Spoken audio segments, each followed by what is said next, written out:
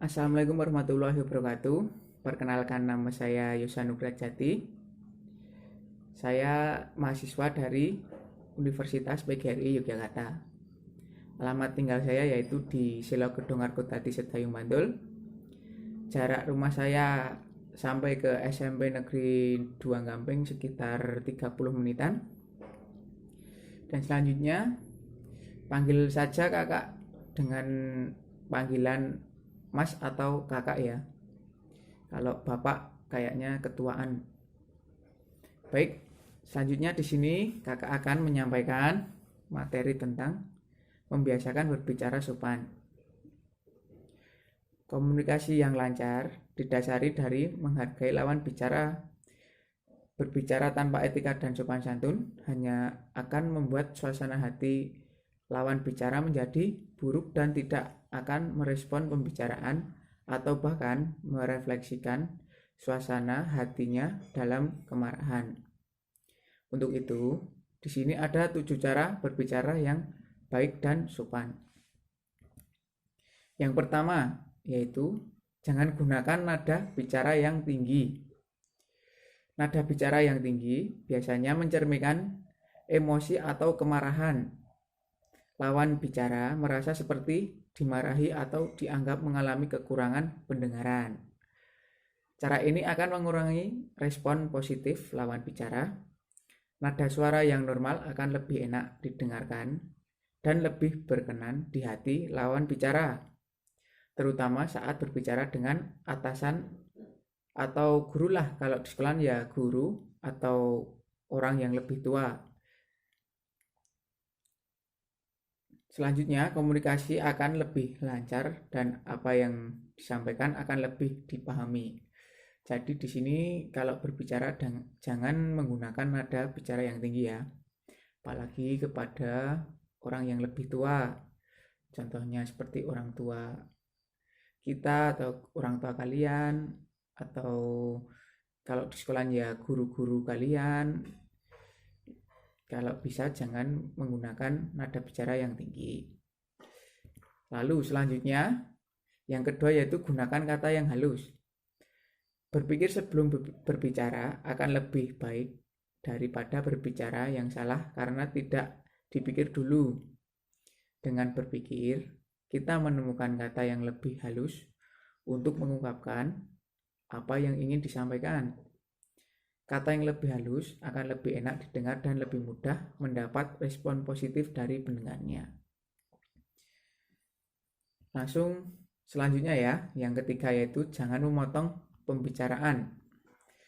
Komunikasi yang baik adalah dua arah. Orang yang banyak bicara tanpa mau mendengarkan orang lain akan dianggap orang itu egois. Maka dari itu, berikan kesempatan orang lain untuk menyampaikan pertanyaan, komentar, dan pendapat sehingga dia merasa dihargai. Yang keempat yaitu tatap mata lawan bicara ya. Menatap mata orang lain bukan berarti memelototi orang tersebut, tetapi menatap dengan wajar sekali-kali. Lawan bicara akan merasa tidak dihargai jika Anda melengos dan memperhatikan hal-hal lain yang bukan fokus pembicaraan Anda dengan orang itu. Menatap mata ini dianggap sebagai salah satu bentuk sopan santun dalam pergaulan dan termasuk seperti menghargai orang itu saat berbicara lah. Oke, lanjut ya. Yang kelima itu awali dan tutup dengan baik. Yang dimaksud awali dan tutup dengan baik yaitu awali pembicaraan dengan kata Assalamualaikum atau selamat pagi, selamat siang, selamat malam, atau selamat lain yang berasal dari kebudayaan dan agama tertentu. Kelihatannya ungkap sederhana saja ya, tapi pengaruhnya dahsyat. Mereka yang anti ucapan salam atau sapaan hormat niscaya kelak akan tenggelam di bermasyarakat. Dengan salam dan ucapan hormat lain, suasana akan makin hidup dan dinamis. Akhirnya, ketika pembicaraan akan selesai, sebaiknya ditutup juga dengan salam Dengan demikian, orang akan menemukan sopan santun di komunitas kita. Jadi intinya kalau kita mengawali pembicaraan, lebih baik dengan mengucapkan salam ya, salam terlebih dahulu, atau mengucapkan selamat pagi, selamat siang, selamat malam. Terus kalau mau menutup pembicaraan ya tutup dengan salam juga. Dan selanjutnya yaitu sebut nama awalan lawan bicara. Menyebut awalan atau gelar kepada lawan bicara akan menyebabkan lawan bicara bisa merasa tersanjung. Akibatnya, suasana atau atmosfer pembicaraan menjadi enak, nyaman, dan saling menghormati. Di Indonesia, sebaiknya jangan menggunakan kata ganti kamu, tapi memakai kata ganti bapak, ibu, mbak, mas, atau nama diri mereka, atau kakak, atau siapalah. Yang penting menyebutkan namanya dengan sopan. Dalam bahasa Inggris memang tidak lazim nama diri jadi kata ganti, tapi itulah kata krama di Indonesia. Yang selanjutnya lagi yaitu fokus pada pembicaraan.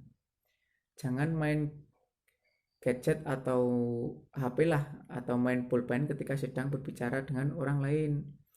Lawan bicara Anda akan merasa disepelekan, seperti tidak dihargai. Anda harus fokus pada pembicaraan orang tersebut. Sesekali humor itu baik untuk menghilangkan ketegangan atau kejenuhan. Tapi kemudian fokuslah lagi pada inti pembicaraan. Dan itulah 7 contoh strategi berbicara kepada orang lain dalam rangka menjaga sopan santun. Semua itu tentu saja harus dibarengi dengan kata-kata yang sopan dan pitutur yang lemah lembut. Jika Anda marah, misalnya, jangan pernah menghina orang yang Anda marahi. Cukup Anda tunjukkan kemarahanmu dengan simbol-simbol tertentu yang dia mengerti dan tak melukai hati orang tersebut. Kalau bisa, telan saja kemarahan itu sehingga ronak kemarahannya akan hilang. Hindari hate speech sebisa mungkin. Kenapa? Karena kemarahan akan menghilangkan kontrol diri dan hate speech akan melukai hati lawan bicara Anda. Dampaknya akan fatal. Persahabatan bisa hancur dan orang tersebut bisa membenci kita lah. Ya, jadi intinya itu yaitu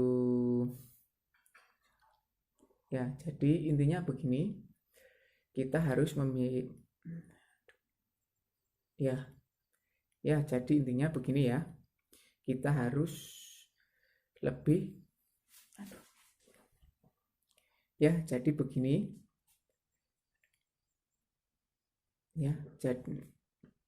jadi intinya begini ya, adik-adik atau siswa-siswa SMP Negeri 2 Gamping kelas 8 ya. Jadi intinya kita harus membiasakan berbicara dengan sopan kepada orang yang lebih tua atau dengan orang lain lah. Yang jelas kita harus berbicara dengan mereka dengan sopan, santun, dan dengan tata krama yang sudah dipelajari ini tadi ya. Apalagi kepada guru di sekolah, kita harus sopan dengan Bapak Ibu guru, karena jika kita sopan dengan Bapak Ibu guru akan senang, apalagi merasa Bapak Ibu guru dihargailah sebagai guru di SMP. Nah, jadi begitulah. Sekian dari materi yang kakak sampaikan.